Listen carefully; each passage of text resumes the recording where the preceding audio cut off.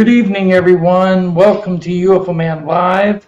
Our guest this evening is running a little bit late, so we're going to be talking about some UFO information from Danny Staton, who is our new panelist on the show tonight. He's down below. Good. And my co host is My Flock, or Sarah My Flock. And we're apologetic that Whitley Strieber is not here right at the moment. If he shows up late, we will start doing the interview with Whitley. If that doesn't happen, then we will do an interview of Danny because he is full of knowledge concerning the UFO alien topic, and it's really going to be a good show either way. So right now, Danny, I'm going to put you up in the corner. At least I think I am. Hold on a minute here. Okay, there we go. Want to say hi and hello and welcome to everybody in the chat room. And hello to everybody online who's watching tonight. This is Danny Staton. He is a friend and a collaborator on different live streams that I've been on with him. And Sarah's been on with him as well. Sarah's usually the mastermind behind the buttons to push and the answers to your questions within chat. Now, if you have a question in chat, please type them in capital letters so that we can figure out what those questions are from the normal print. Okay, tonight, Danny, I'm going to welcome you to the show. Well, thank you, Tim. I appreciate it. And it's good to be here with you finally. Yeah, well, finally we got you on. It was my idea originally to have you on. I told Sarah about it, and Sarah agreed. So I wanted to let you know that we're very interested in what you know.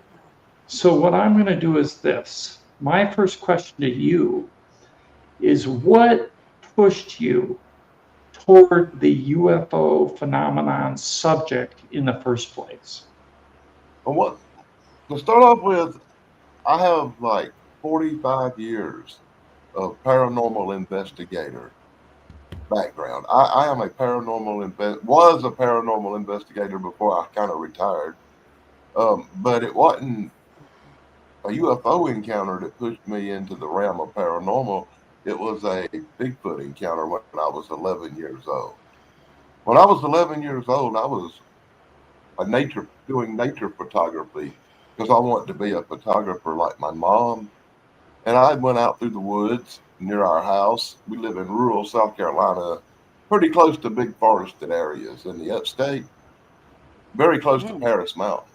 And as I was walking through the woods, taking pictures of rabbits and squirrels and deers, any wildlife I could find to take a picture of, I seen something on a hill about 60 yards above me. And to an 11-year-old kid, what I was seeing was literally a giant hairy monster. It had a pushed-in flat nose. I didn't see its teeth, so I can't say it had fangs or nothing like that. But the face was more closer to the Neanderthal human look that you see in movies. But the body was covered in hair. And to me, it looked like a monster. You know, it was the first time in my life I ever was scared. But it also opened my eyes to the fact that there were some things in this world people can't explain. Right. And from that moment on, I made it my business to deal with everything paranormal.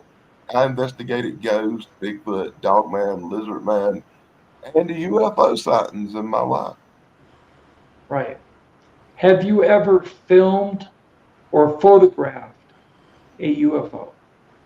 I have filmed and photographed many things in the sky that I cannot identify. You would call them you would call them a UFO for lack of an alternative explanation. To me, they were a UFO because I don't know what they were. Some cases it might have been military aircraft or Right. satellites. But to me, I don't know the difference. To me, that was a UFO. Well, Oh, UFOs are considered just unidentified flying objects. right. People who leap to the assumption that they're automatically alien in nature are presuming that's what they are when we really don't know. In fact, I think they changed the terminology from UFO to unidentified anomalous phenomena because they wanted a wider umbrella to cover their backside in regards to assessing what these objects are because they really don't know. Now, they do know that there are structured objects out there flying around that are making sharp angle, right angle turns, are making instant acceleration, and we do not have conventional aircraft that can move like that. Because if they did and did a stop and did a sharp angle turn, the pilot would be smashed against the wall of the aircraft and wouldn't survive. So, whatever they are, they're not considered ours because of gravity, G forces, and the fact that we just don't have craft that can blink out. Now, sometimes when they blink out, it isn't that they're blinking out, they're moving so fast you can't see them. They're just gone. And the thing about it is, I have also filmed and photographed craft, and some of them up close. And I've had experiences with other people, multiple people, where we've seen UFOs during broad daylight. So, what I'm going to say to you is, how did you react when you first had your first unidentified aerial phenomena sighting?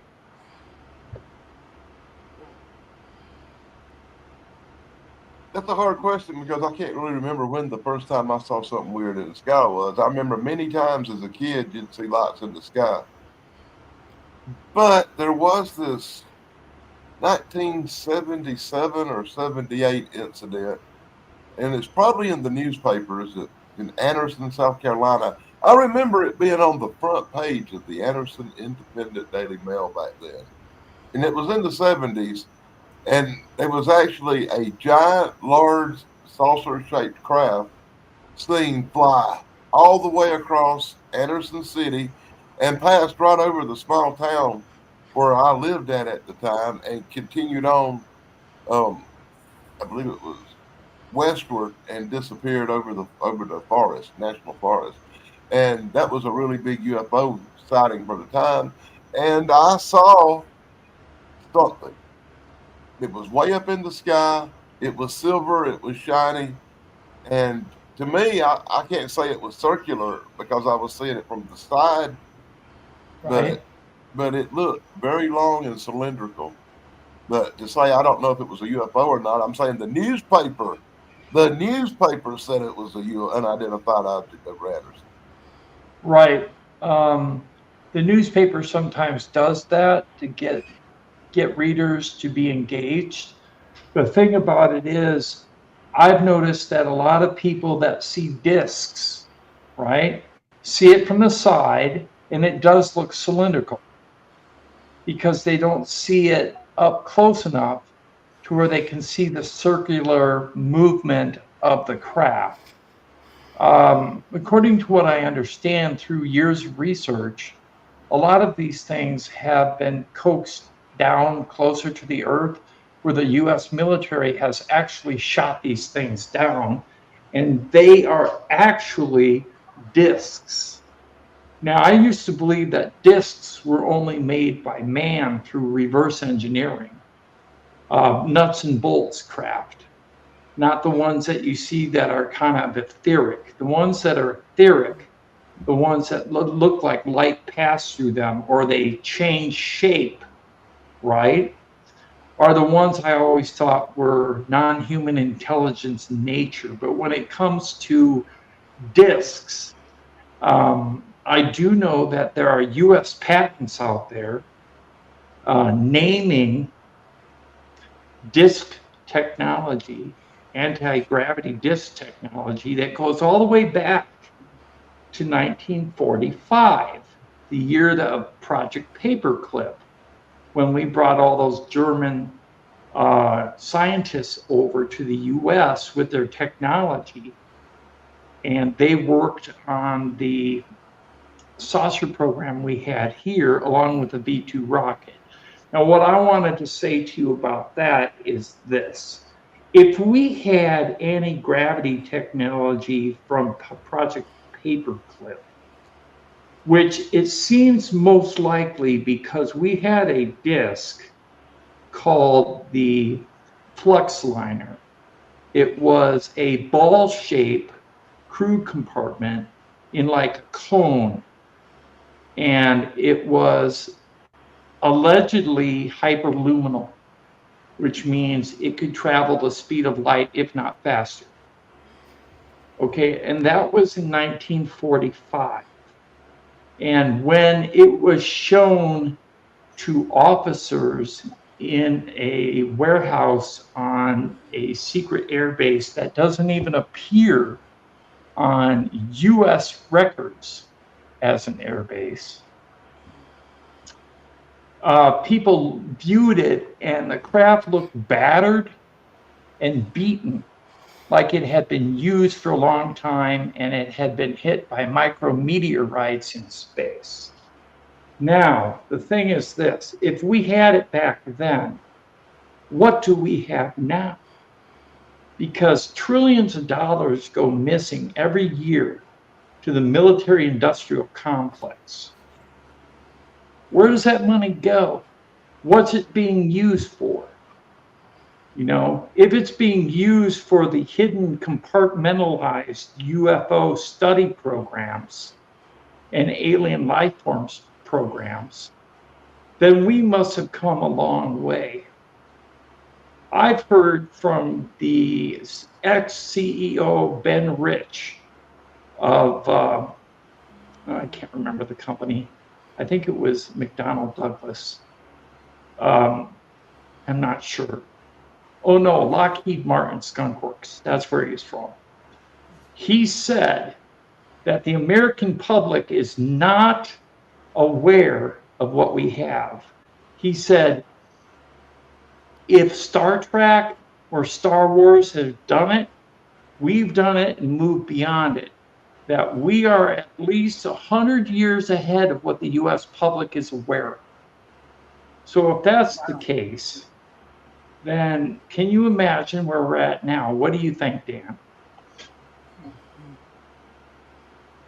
I'm not sure that you can take the anti-gravity warp drive thing in the 1940s as gospel. I'm really not. But I will talk about technological curves. Are you familiar with technological curves, right? Yes. Okay, take note. In the 1800s, let's say 1826, for instance, what was the fastest mode of travel we had in 1826? I would say horse. A horse and a buggy, Right. which was about 18 miles an hour at the max. And then a few years later, probably, we developed the steam locomotive. And then our max speed got up to a whopping 30, 35 to 38 miles an hour. And Right. we thought we were moving at light speed on that train back Right. in the 1850s and 60s. Now you flash forward to Lindbergh and the modern age of aeronautics when we discovered the aeroplane. And then by 1920, we were fighting aerial battles in our airplanes that could go hundreds of miles an hour. Right. And that was phenomenal for the time, Right. 100 years later in the 1920s. Right. We had went from horse and buggy to airplanes in 100 years. Yeah. Then that's really fast. But once we hit airplanes, we maximize. First, you know, we reached 500 miles an hour. Then we reached the speed of sound. Then we built a Saturn V rocket and we went to the moon at what, 47,000 miles an hour. Right. A pinnacle of the human race in 1969. Right. Now take note that from airplanes to the Saturn V rocket in 1969 wasn't even half as long as it was from the horse and wagon to the steam engine. Right. That's a technological curve. So if you look at that trajectory of technological curves and speed and advancement, are you telling me that we got to the Saturn V rocket in 1969 and we never have since then advanced any in aeronautical stuff or speed? I think we have. In fact, I do believe that we have advanced to craft the ones that we're seeing right now, like used in the Iran conflict, the F-22, the F-35, B-2s, all that. That's outdated technology. It's all conventional, and I think it's a front because I do believe that we have technology that far exceeds that, but they can't or won't show it to the world because they don't want our adversaries to know that we have it. Because if the adversaries find out, they'll send in like spies or something to try to get the technology and the schematics to build a version of it themselves. And then there will be a shift in power in the world, and it will not be a good thing. You know, Um, you take note, Tim. You look at our one of our most advanced aircraft, the stealth fighter, yep, and we know about the stealth fighter. We know all about it now.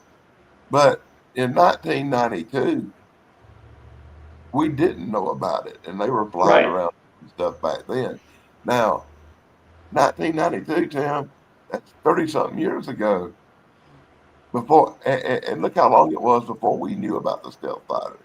So you got to Right. think that the government probably has something a lot more evil and a lot more advanced than that. Oh, sure, I believe that too. In fact, Definitely. I mean, they're really starting to talk about going to Mars. They're not just talking about going to the moon anymore. They're talking about establishing a base on the moon and then launching a system that will take us to Mars within 3 months. Um, That's amazing. yeah. Okay. Well, take what I was saying to that point is that if you have these incredible technologies and you're keeping them secret, who says these things we're seeing now are aliens? They could be advanced American technology that we're Right, keeping under wraps. It don't necessarily got to be the aliens, you know. right. Although some of the craft that are being seen, the structured vehicles that are being seen, are actually been confirmed by the Pentagon as not being advanced reverse engineered vehicles. Uh, because some people, an elite group, I would say maybe 10 to 15 people on the planet actually have eyes on what's actually going on behind the scenes in regards to the advanced vehicles that we have. There's no more than that. It's an elite group. It's all compartmentalized, and mostly the elected government that we have are temp workers because they're in there for 4 years and then they're gone. So a lot of presidents and a lot of congressional workers are not briefed on what is actually out there because they don't know if these people will talk once they leave office. So, because of that, I don't think a lot of elected government officials know anything. They might know, like the UFO videos that have been released lately, the orbs flying around that are really grainy and blurry, and the object of the star that was flying around, that had a jet stream behind it. And people did some analysis on that. They found out that was a jet that had a bad camera angle on it from the camera. And so it wasn't even a UFO.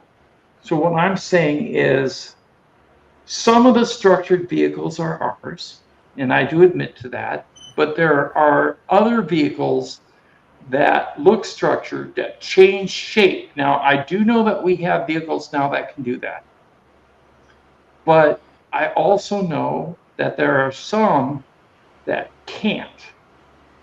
And if we have vehicles that can change shape, they can only change shape a little bit. They can move their wings, they can uh, alter their radar perception on radar, right?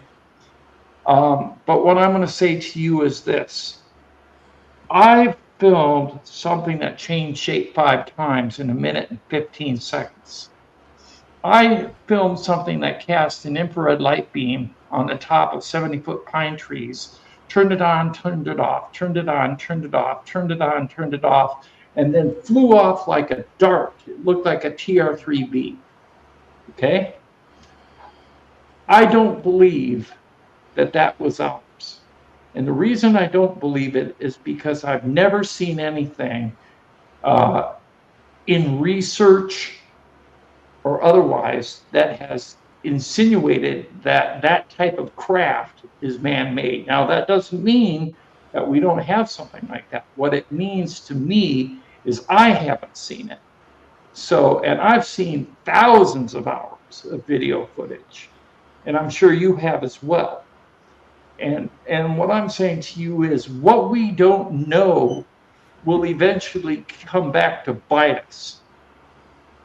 We need to expose the truth in regards to UFOs and their agenda, if they're real, right? And they were supposedly admitted to as being real in 2017 by the New York Post. So what I'm going to say to you is this: if that's the case, then let's see the documents. Let's see the 4K footage that jets have cameras on their planes that film in 4K. We also have satellites in space that are filming in 4K. So if they're filming in 4K, they have 4K footage. And it should be clear as day.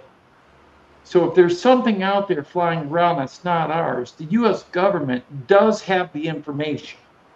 Okay? And according to Anna Paulina Luna, the congresswoman, she said she has seen proof of alien ships in space in a skiff. And you know what a skiff is. It's a room where you go in, it's high security. You can only look at the information within the skiff, and then you have to leave. Right? So if she's seen it, why isn't she able to release the information? Somebody's controlling it. Now, I have to say this. There is a group called the Legacy Group. The Legacy Group was mentioned in Lou Elizondo's book, Imminent. And what the Legacy Group is the title of the group of men that are controlling the narrative. And there are a lot of people within the government that are pushing back against disclosure right now.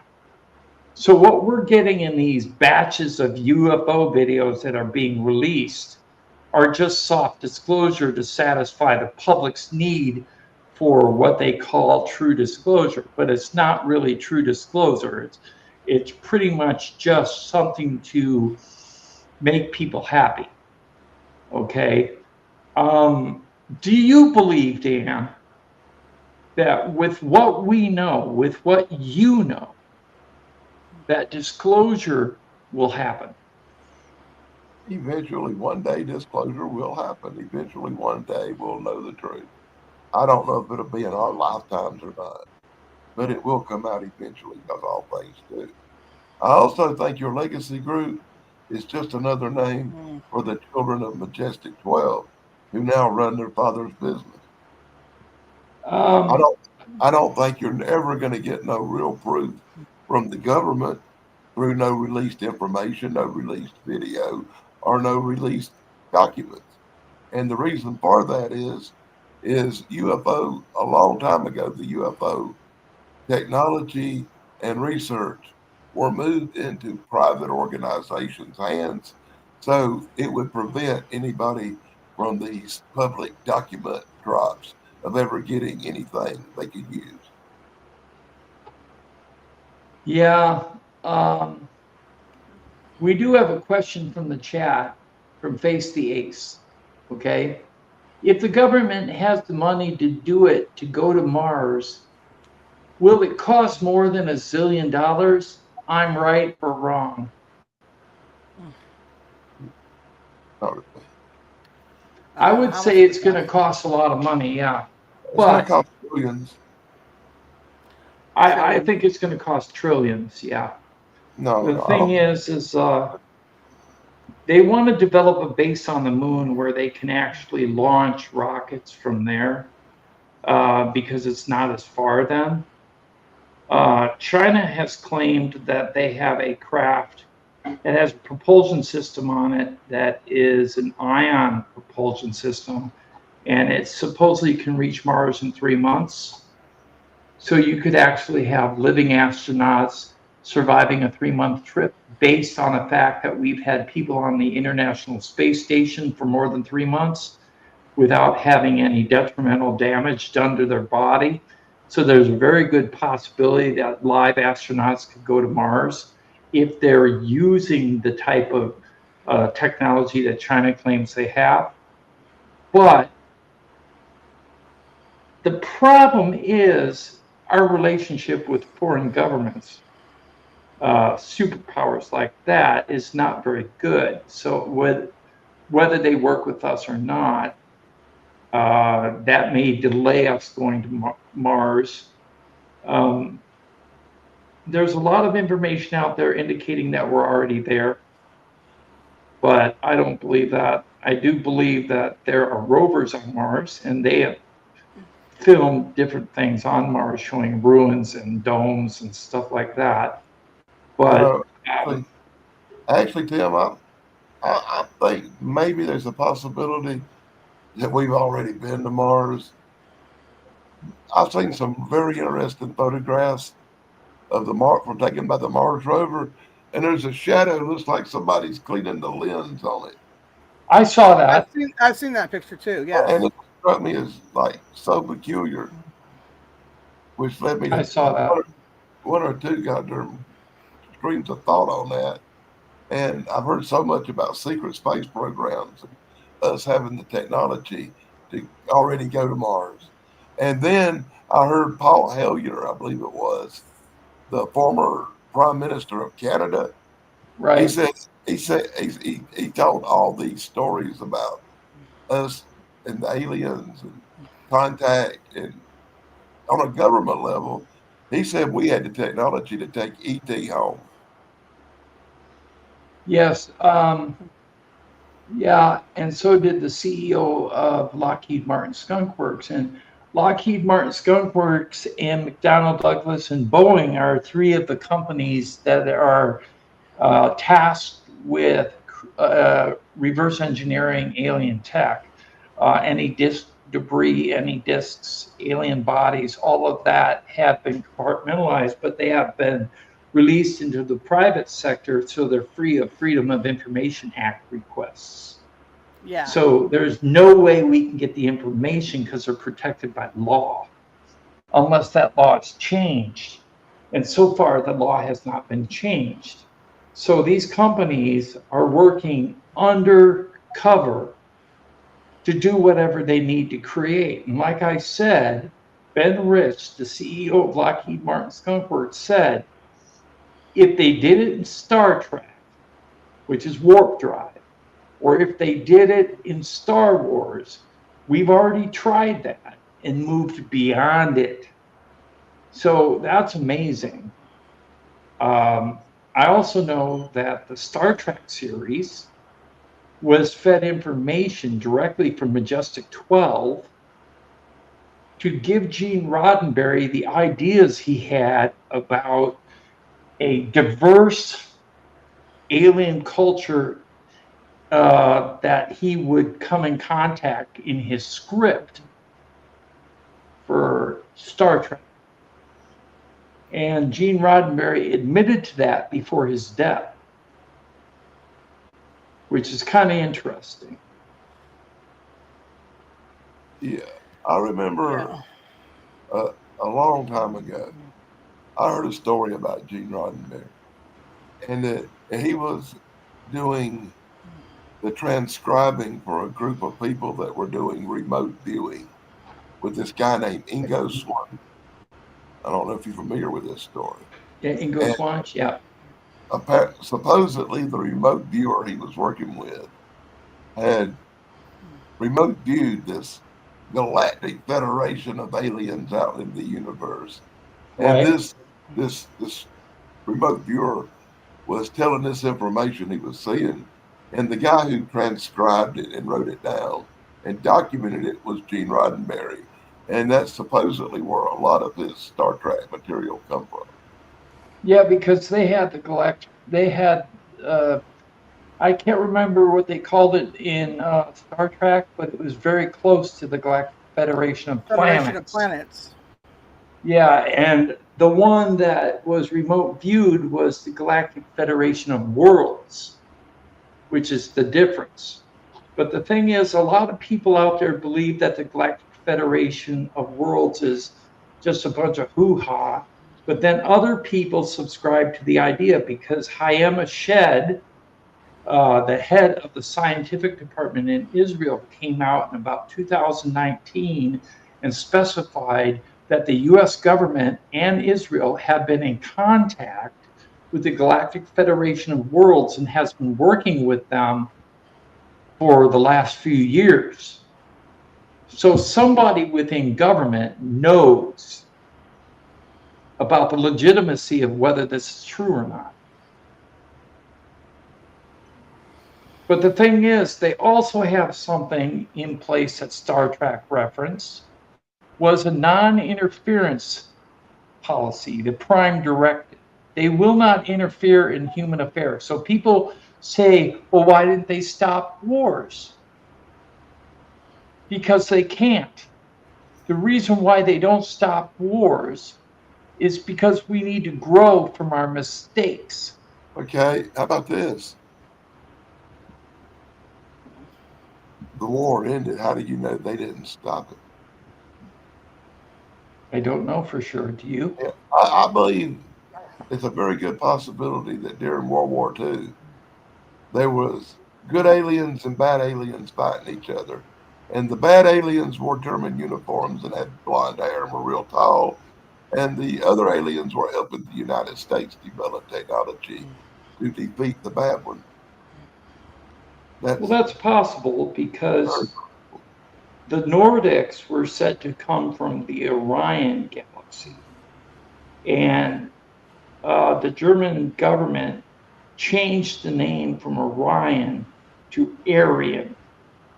And that's when they started to try to copy what the Aryans looked like, which was tall men with blonde hair and blue eyes, because the Orions or the Nordics were actually looked like that. I mean, they wore blue jumpsuits that were tight to the skin, and they had a pale white face, long blonde hair to the shoulder, and blue eyes. And this has been known worldwide for years. Now, I do know that Eisenhower was offered a deal from the Nordics. Okay, and he turned it down because it was during the Cold War, and he wanted to keep a hold of the nuclear weapons that we had because we were fighting Russia. We were afraid of Russia at the time. So he said no. And that's when the Nordics left, and I think they made a deal with the Germans. Now, there's another thing. In regards to who made a deal with us, were the Greys. The Greys made a deal saying that if we give them the okay to abduct people and perform experiments, that they would exchange with us technology. We have gotten several discs from them, sometimes with bodies. But what I'm going to say to you is this. Was it really a good deal? From what I understand, the deal fell through later on because they over abducted the number of people that were supposed to be abducted. In fact, originally, it was just supposed to be people from prisons, but they started abducting people from their cars and from their houses and from walking on a hike or whatever. The Well, thing is abduction real? I I personally believe it is. believe it is. you know, I've had encounters where I've had things happen and I can't explain them.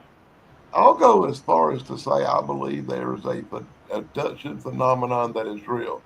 I'm not sure if all that president made a deal thing and they broke the deal stuff. I'm not sure if any of that anywhere near true. But Like, I will say that the abduction phenomena don't just start in World War II or 1930s. It goes back to Ezekiel and the Bible, and people well, disappear. sure, Definitely. ancient Sumeria, everywhere. Yeah. This phenomena goes back 10,000 years. Well, one thing I want to say to you is this. I interviewed Laura Magdalene Eisenhower. She's the great granddaughter of Dwight D. Eisenhower. Yes, I And saw. she told me point blank that he did not make a deal with the Greys. It wasn't Eisenhower, it was Truman that did the deal. Eisenhower went to a secret meeting the day that everybody claims he made a deal with the Greys, where he was showed technology that we have. So I have to default to the belief of the granddaughter because she was read into the information by her family. What I'm going to say to you is this. Whether there was a deal or not a deal, a lot of people are experiencing um, high strangeness. And I'm Yeah, sure you know what I mean by that. Not just Bigfoot encounters, but alien encounters. They're contactees. They actually see Greys. Now I'm going to refer to Sarah. Sarah, tell us your story. Yes. Of the Greys? Yeah. Is that okay? A few. I guess it was sometime in February of this year. I was laying here in bed, and I was facing, over that way, and I was watching something on my phone, but I had closed my eyes briefly. I had headphones on so I could hear what I was listening to, and I had a feeling that I should open my eyes. I felt like somebody was in the room with me, right? So when I opened my eyes and I looked up, right here was like a circle of darkness with an arm going back in like this, and it was of a gray, and they were wearing black, and it was weird, and I just looked at it like, am I seeing what I'm seeing? And I didn't, I didn't feel anything weird in the air, didn't smell anything weird or anything like that. It was just straight up, I saw this retreating back into the dark circle that it was coming out of, right? Because I couldn't see the wall behind me, I couldn't see the bins here, I couldn't see any of that. It was this big old like portal blocking out the wall and stuff, and just receding back in, and then it just disappeared, and I just went, "Oh, I'm gonna close my eyes and go back to sleep," and I did because I don't know what else to do. Did And you think that the gray that you saw looked like the cover of the book Communion by Whitley Strieber? very similar, yes, except for not the tan color, just straight gray. It was very gray looking. So it It would was, have been something like this, but gray. eek. yep. I would say so. Yes. is very surprising to say the least. Yeah. So What I'm yeah. going to say to you is I've only seen what appeared to be a gray outside my window. It had the big head and the outline of the head and the thin neck, and it was standing just above my windowsill, and my windowsill was about 2.5 feet off the floor of my living room, and I saw the head just above the windowsill. And that was after I saw 6 objects with 11 other people outside during broad daylight. And it was that evening. So we don't know for sure if it was gray or not. But what I'm going to say to you is this. I think people are having uncommon encounters across the globe, not just in the United States, which is commonly mentioned, but I think that people are having uncommon encounters. They don't know who the heck to talk to because it carries such a stigma, and people want to always default to conspiracy theory, but it's not. It's true encounters. What they Yeah. are, we don't know. Well, all I know is I thought I was like really okay with it, but the more and more time has gone on, it's it's still the same year in which I saw this. I've been thinking about it more and more, and it was a little unsettling. And as Esmeralda said, she couldn't go back to sleep afterwards. Well, I didn't really go to sleep afterwards. I just lay there with my eyes closed, just like hoping they wouldn't come back. But then, like I was told that they were probably just already dropping me off, and it was already just done, right? And that's not. I mean, that's the only time I've ever seen that. But then it was like last year. Like at some point, I woke up. I had like 3 finger bruises here, and all down my left leg was just a bunch of bruises. And then on my left, or my right shin, there was 3 finger like bruises, and also above my knee, there was also 3 finger bruises. Right, and I was asleep, so I don't know who beat me up, but that was not cool. And recently, she's had a punch wound to her right rib cage under her arm, and there's no way she can get that the way she's sleeping on her bed. So Well, whatever in order to did do that, that, it wasn't the right angle. I couldn't do it. But I used to wake up a lot of times in my life exactly the way she just described. But I always blame the vodka. well, well, I yeah, we know. never know. Well, I know that there was one time I know I went to sleep in my bed in high school and I woke up in the field in barbed wire. I have a scar here because some of the barbed wire was just in my shoulder, right? Anyways, and then I was very confused on how I got out there. Now, I had been known to sleepwalk, right? But in order for me to sleepwalk out there, there's only 2 ways to get there. One was like all around the block, and the other one was to hop over a 6 foot fence and then walk into the field and just go lay in the barbed wire, which I didn't even know was there because I didn't spend much time in the field because it was another housing thing, and you go back, you get in trouble. So when I got up, I only had 2 ways to get back, and I had to get back home before my parents saw that I was missing. So then I had to go up to the fence. There was no holes in it at this point, so I kicked one of the boards in so I could get through it because you can't really climb over it. And I climbed up the hill and through my window into my room, and that was a morning. I was very scared. I didn't know why I was out there or how I got there because I didn't look all dirty. My shoes weren't dirty or nothing. No, I didn't have shoes on.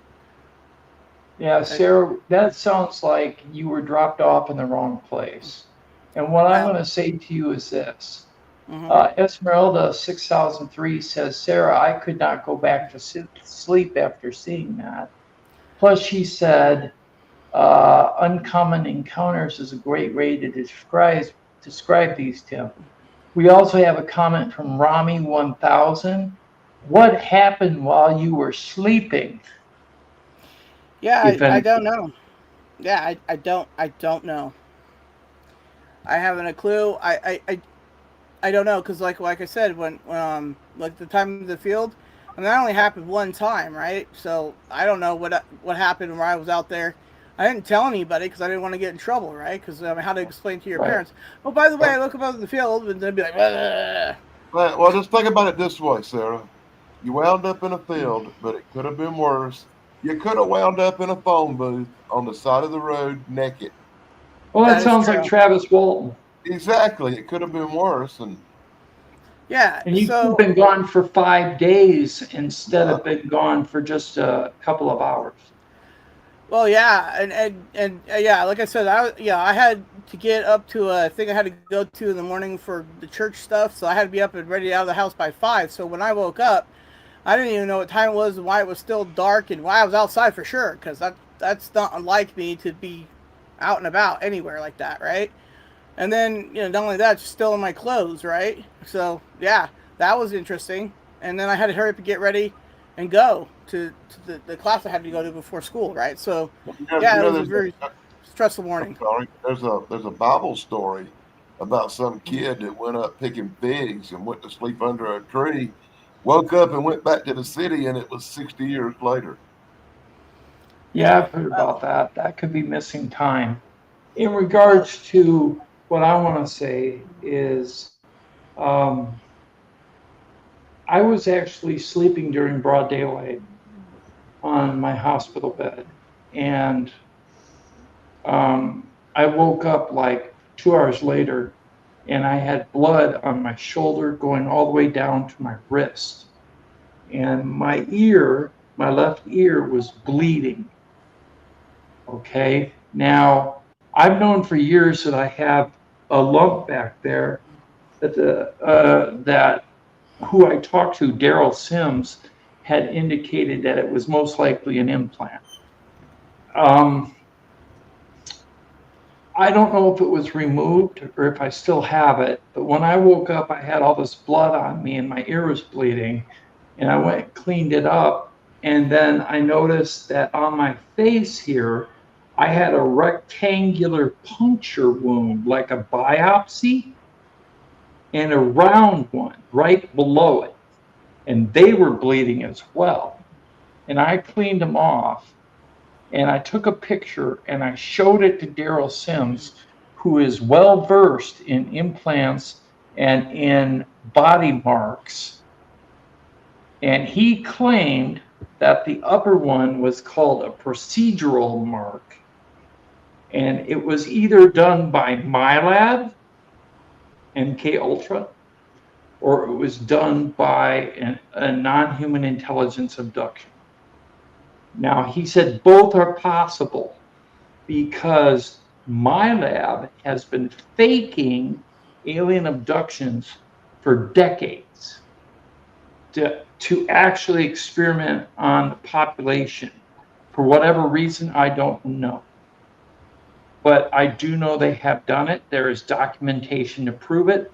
And the reason why Anna Paulina Luna was requesting her MK Ultra files back that went missing through the CIA was because those files indicated who was responsible, what they were up to, and why.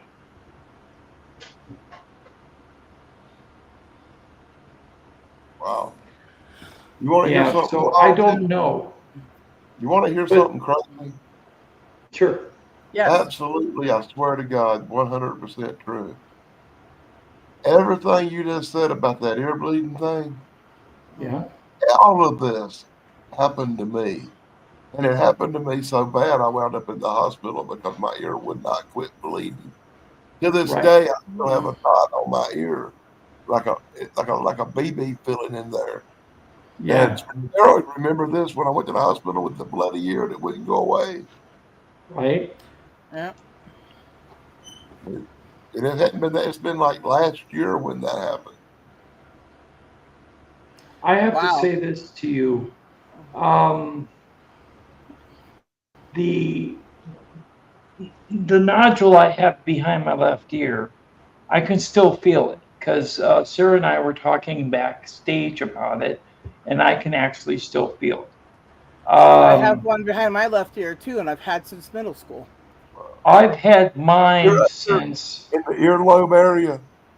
It Mine's feels, been mine here it, is a about little bit mine's a it little feels bit like a BB closer to gun. where the ear connects to the head. Yeah, mine's behind my ear, on my head there. So I don't know what that's from, Yeah. but it's been there since middle school. I remember telling my dad about it. I'm like, look, I got a lump here, and he was like, checks it out, and he was like, weird. There's like a small little mark there at the time, but we didn't think anything of it other than maybe something bit me, right? But it never went away. It's still there to this day. So I don't You know. know, Yeah, I also have a round welt on my sternum that occurred overnight that has 5 puncture wounds in a circle. I went to a doctor to find out what it was. He said it looks like a vaccination mark, but I have no doctor's records going back to when I was born that ever indicated that I had a vaccination in my chest. That is weird. So to me, that sounds like a human experiment because it looked like a polio vaccine rather than something of NHI intentions. But I don't know. So I'm up in the air about it. In regards to bruises, like what Sarah said, I've had bruises appear on top of my knees, 3 impact bruises on top of each knee, like they're holding me down. I've woken up in the morning with my clothes on backwards and inside out. I've And woken I up know that I way didn't before wear them too. that way before I went to bed. Um, I've had a lot of weird things happen. And I don't have a waking memory of these encounters, but I do have lucid dreams about off world encounters and situations where I'm in a ship with other people that seems so real that I can't quantify whether they are legitimate or not. Okay. But from what I have spoken to Whitley Strieber about, and what he has spoken about in many of his interviews, that lucid dreaming is actually tied into what he calls out of body experiences, and that there could be a relationship between that, lucid dreaming, and reality. Now, I don't know if I accept that as truth or not, but what I'm going to say to you, it's a possibility. So I do believe that one of these days I'm going to get a hold of my friend, Yvonne Smith.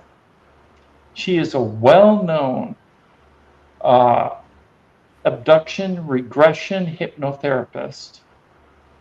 She's been doing it for over 45 years. She has worked with Bud Hopkins. She has worked with Whitley Strieber. She has worked with John Mack.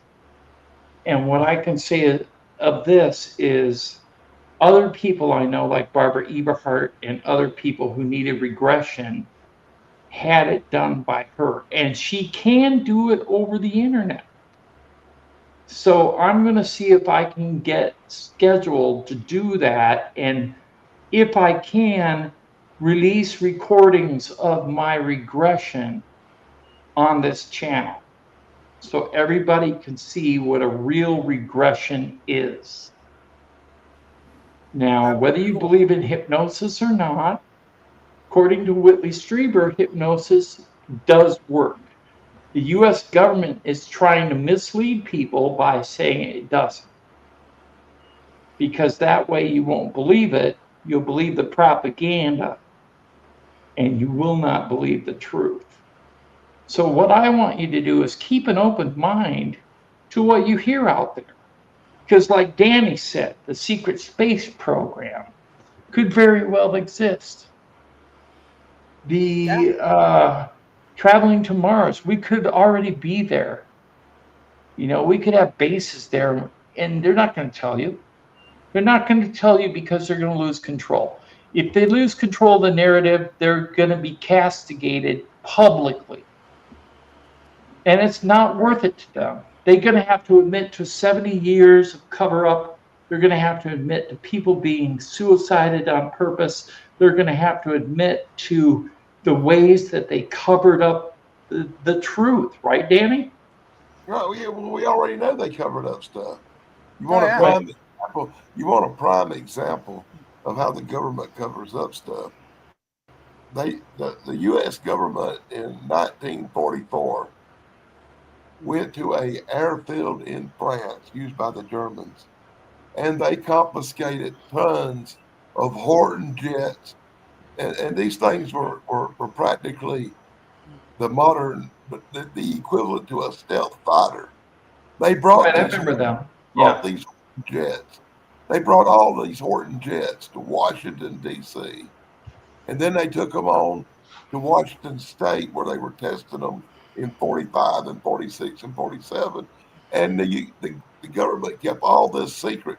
We didn't know they had the Horton jets and were testing them till 1979. Wow. I know. That's how They long, kept it. They kept that's it how long quiet till then. that's how long they kept man-made technology secret that they confiscated in a war in the 1940s. They kept it secret for 40 years. What do you think? People. What do you think they're going to do with a UFO, brother?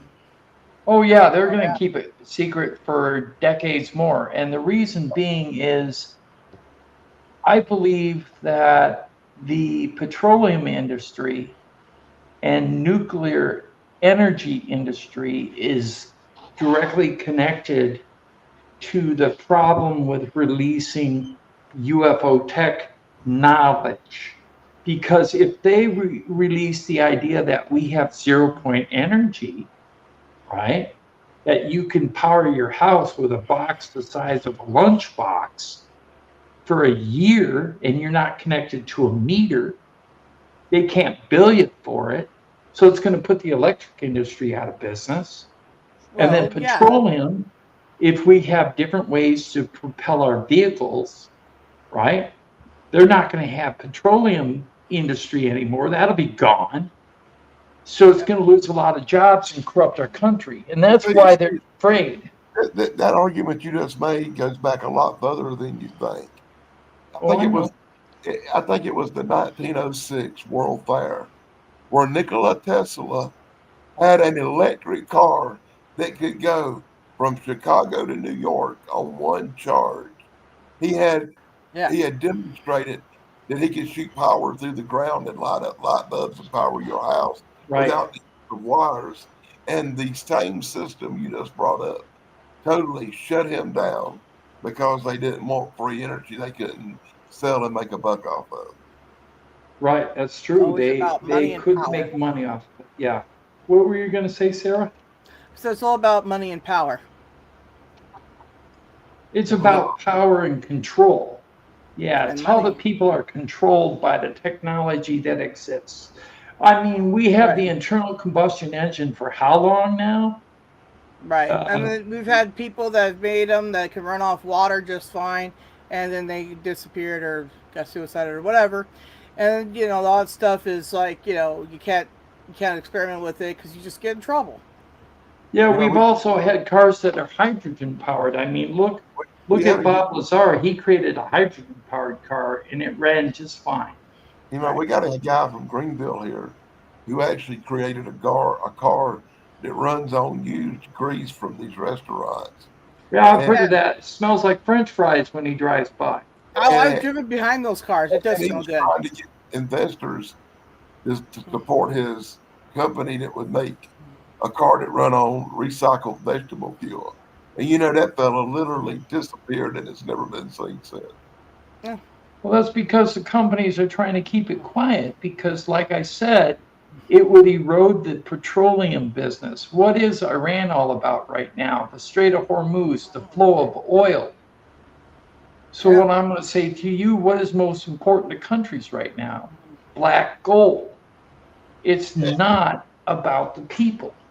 So, what I'm going to say to you is it's always about money Yeah. and control and power. And in regards to the UFO phenomenon, I would have to say that is also the case because if UFOs are real, if we actually have recovered debris, if we actually have disks that we have been able to reverse engineer, which I kind of highly doubt because how would you understand alien technology if it was created with a totally different type of physics other than human physics? See, everybody says physics is a universal language throughout the universe. Maybe, but in Oh, regards to physics, how would you look into a non-human intelligence mind and know exactly how they're seeing things and developing craft?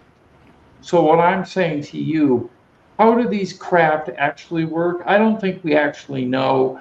I think we're trying to use conventional methods to fly them, and that's why a lot of people uh, don't really know for sure if we have anything.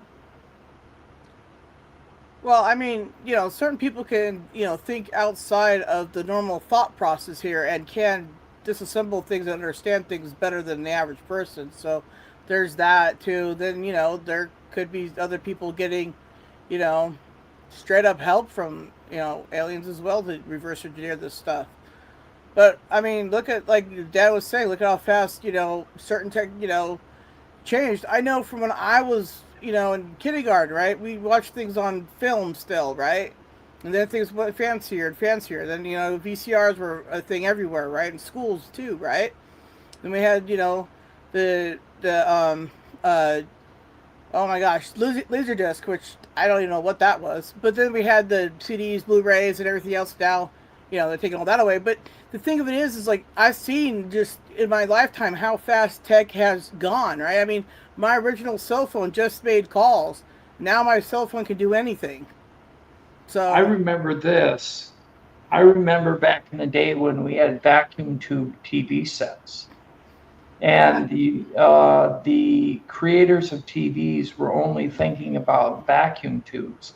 They weren't thinking about hardwired circuitry until after 1947 in the Roswell crash outside of Aztec and Socorro, New Mexico, where two disks hit and then individually crashed in different sites. They found what appeared to be a circuit chip, and it was laced in gold. And that's how they went from vacuum tube theory to integrated circuits within 2 years. They you know, never thought they could do that. Tim, there's this guy who wrote a book. His name's Philip J. Corso. He wrote a book called The Day After Roswell, where he Yeah, Philip breaks down Corso. all the technological stuff they found at that crash and how it was presented to the Yep. public and what companies got the technology. Right. I know, like my monofilament cable, the cable that's used to transport cable TV, okay, or night vision was taken from the craft as well. And that's Velcro how we developed night vision cameras. and And Velcro, yeah, Velcro, and you know the laser screens, the scalpel. screens on your cell phone have crystal displays, and the crystals are loading up information. So the crystals are holding the information to display the images on your phone. That is considered reverse engineered alien tech. Most people don't know that, along with your big screen TVs, the thin ones. right, Okay, not the ones we used to have, the analog, because those right. were all circuit boards. Exactly. Mm-hmm. So I do understand about that Corso book. That's a really good book to refer to people. Is The Day After Roswell by Philip Corso, and he was actually the head of the office that was handling the information and the breakthroughs from the Roswell crash to the different companies to distribute throughout the country once they developed whatever they wanted to use it for. And you're correct. I read that book. That's a very good book. It's beyond Um, the book because of what makes the book even more impressive is the man's credentials. He's yes, impeccable. He is who he says he is. right. And there's been a lot of dispute about who he says he is, but every time if you go back and look at his credentials, they are legitimate and they are verifiable. So I know that for a fact. I So do thank too. you, Dan, for that information. Yeah, I absolutely know as a fact. Like I said, I'm from a military family, and I actually have grandparents who knew him personally. Cool. I'm not from a military family, although I was in the military for 4 years. And what I found out within the Army was mind blowing. Some of which I cannot talk about because it was so high level classified that if I talk about it, I'll end up in prison. Even to this day, because I got out in 1986. Well, my dad's dad and my dad both worked at Hughes Aircraft, and they both worked on projects that they couldn't talk about. So, yeah, it's crazy stuff I out would there. like to say what I know, um, but I don't want to end up in prison, to be honest with you.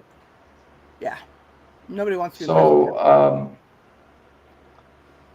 all I know is we are farther along than people believe or give credit to. You I know totally, it, Danny, and I know it. yeah, Yep. I totally agree with that. I think they So keep does Sarah. Sarah is aware of it. a lot of the modern technology that they're using. We have no idea even exists yet. Right. I Yep. did find out recently that there is an installation in the United States of a set or a group of warehouses that are surrounded by razor wire fences. Okay. And in these warehouses are what are called gifts from the NHI, where they have picked them up out of crash discs or discs that just landed and the beings were no longer there, but within the craft there were technology. And these gifts are weapons of a kind that if they were given to any of our soldiers in the US military, there would be no contest worldwide. And so they keep them under lock and key. And the reason why they keep them under lock and key is because they do not want our foreign adversaries to know that we have them. Because that would be like giving away the idea that you have technology that far exceeds them, and then that would make a shift in world power. And that could cause World War III. Yeah, well, So what I'm saying to you is, I think a lot of governments are probably already aware of that. they could be, I think so too. Yeah, They'd be especially fools not to be. especially China and Russia because North Korea. they have their own programs similar to ours. Yep. Yes, they do. We're not the only country that has crash debris and discs and cylinders and triangular craft and things like that, and things that look like top hats. I mean, when Bob Lazar was at S4, he claimed he saw 9 different types of craft. They were all different. And if you need to see anything on Bob Lazar, please watch the movie by Luigi Venditelli called S4, the original whistleblower concerning Bob Lazar. Very good movie. It shows Right. everything that was in S4, how Bob Lazar saw it, and what he did there. Yeah. So if you don't believe in him, that's fine. But if you do, please watch. That movie's got great animation in it. Yeah, it was all amazing. done with high-tech Photoshop. And Oh yeah, they did great. Luigi Venditelli, I did do an interview of him, and he should still be on UFO Man Reloaded. If not, he's on the original UFO Man channel. And the reason why I'm not on UFO Man, the original channel, back in February, I was hacked. They changed my recovery phone number, my recovery password. Now Google doesn't recognize me except as a subscriber and not a creator, which I'm trying to rectify. But right now we have a channel called UFO Man Reloaded, and that's what this is on. So if you haven't already, please subscribe to my channel and also subscribe to My Flock Sarah. And please subscribe to Danny Staten's channel. And we would really appreciate if you do that because it will help us out with the algorithm and we'll have farther reach to people out there to receive our information. If you're interested in me for the paranormal stuff, you can find that on the Dudley Dan blog and my other channel, Project Cryptid, which covers Bigfoot, UFOs, and stuff like that. Thank you, Danny. And Sarah, where can you be found? At My Flock is Everywhere. And yeah, that's my YouTube channel. And I'm also on Facebook. So under SJ's My Flock. I have a channel called UFO Man Reloaded. We're just rebuilding, so it has some content on it, but not everything that I want to post yet. In regards to our guest tonight, I think he must have forgotten that he had a live stream with us because I tried to contact him a couple of times and I didn't get a response. So hopefully we can reschedule Whitley Strieber because it's very important that he appear and talk about his new books because he takes a deep dive into the theories behind UFO abductions and the visitors, which he uses as a broad spectrum term to describe non-human intelligence, rather than calling them alien, because we don't know if they're alien because we don't know where they come from. Do they come from our galaxy? Do they come from multiverses? Do they come from different realities? No one's sure. So you can't put a name on it. So keep your minds open. And I'm going to ask Sarah, what is your last comment, Sarah? I was just going to say, keep your, mind open, like Tim was saying, and your eyes open too, and look up. Like, don't be afraid to notice things and question things and ask people. Right? You don't have to tell everybody, but there are people that everybody knows who's interested in stuff like this who can send you in the right direction, right? And you can contact Dan, you can contact Tim and myself, and you know, if you got something interesting or pictures and stuff like that, you know, things that, you know, are relevant to the UFO phenomenon and whatever, you know, let us know, right? Right. And like, again, you know, there's so much stuff out there that we can't explain, right? I mean, think about all the stuff that's, you know, on Earth that, you know, every day they find a new species of something, right? So, you know, the chances of, you know, us being alone in the universe is, in my opinion, is very slim, okay? Because if we got all this life here, there's got to be life everywhere else, okay? That's my opinion. And so don't be afraid to question what you're seeing, and don't be afraid to film things and ask people, what do you think, right? Because you'll have some that'll say, oh, it's just you know something common, but it doesn't have to always be something common. You know. Right. Okay, Danny, what is your last comment? Well, I'm going to have to end it by making our little audience laugh. I'm going to have to say, don't trust the aliens. Remember, How to Serve Man was a cookbook. And as my friend Jimmy Church says, the only thing I got is go Beckley Peppy. Yeah, that's possible. Thank you, Danny. Yes, thanks for saving the show there, Dan. Much appreciated. I want to thank everybody who watched our show, even though Whitley Strieber did not show up. We decided to continue with an alternate program as a backup, just in case he didn't show. And this was our show, and we hope you really enjoyed it.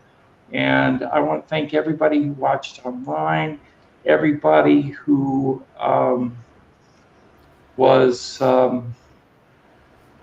watching or participating in the chat room. And as always, good night from all of us. Good night. Pinnacle of Earth, do not fear us. We are only here to help you ascend to a higher frequency. When you do, you will become one with our intergalactic community.